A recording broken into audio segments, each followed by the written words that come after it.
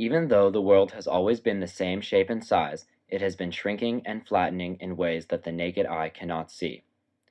Beginning during the Industrial Revolution, globalization started to impose its will on the world. Before the Industrial Revolution, people had set jobs in their own town and they rarely left or knew much about the outside world. It was simply their way of life. Once factories began to spring up in Europe, this set way of life changed. People had to leave their towns and go to these factories, exposing them to different and new ways of living. This created a new class, the working class, which also fostered new communities and an increased connectivity between what were previously isolated towns. Thus, the flattening had begun. This new technology, once obtained by more countries, leveled the playing field. No single country was an overpowering one. The Industrial Revolution demanded an increase in commerce and an increase in travel. This, in turn, forced the creation of less localized forms of currency because more people needed to buy and sell things in larger areas than before, flattening the world even more. The reason this flattens the world so much is because it creates a greater connectivity between places that were never associated with each other before. However, the ideal of nationalism, promoting one's own nation to achieve greater power within one's nation, would only lead Europe to war. All of the countries, now with the same abilities because of the concept of globalization, were all in competition with each other. This, along with nationalism, pushed Europe to the brink of war. Then, World War I. A continent is thrown into chaos, and globalization takes an odd turn. World War I helped, but also hindered globalization.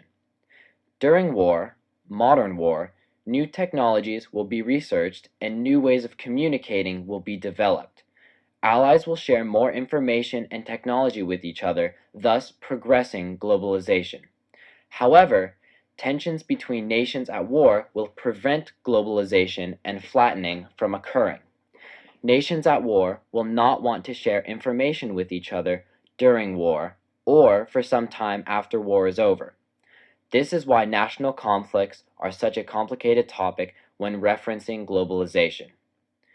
The interwar period between World War I and World War II was a time in which globalization was almost non-existent.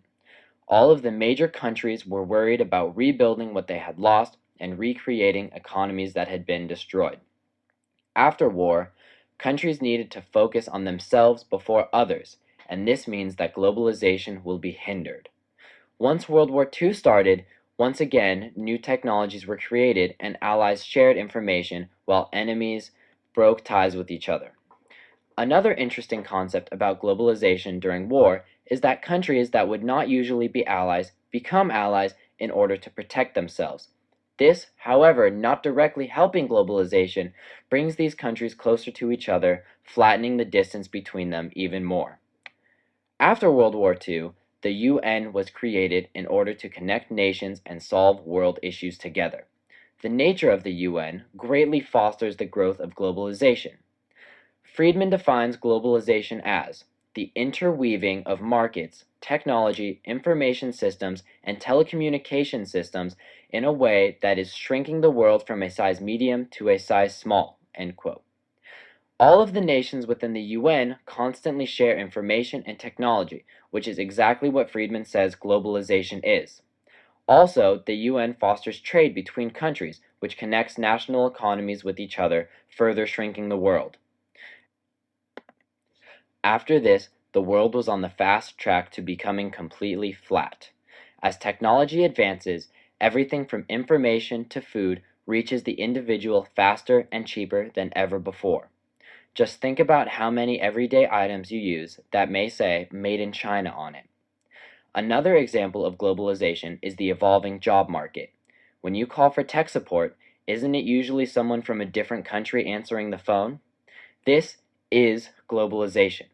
We are living in the era of a flat world, and while it means that great advances are being made in all fields of research, it is harder on the individual person.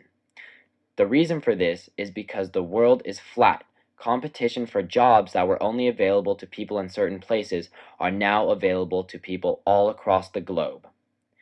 Globalization, however not visible to the naked eye, has created the flat world in which we live and thrive in.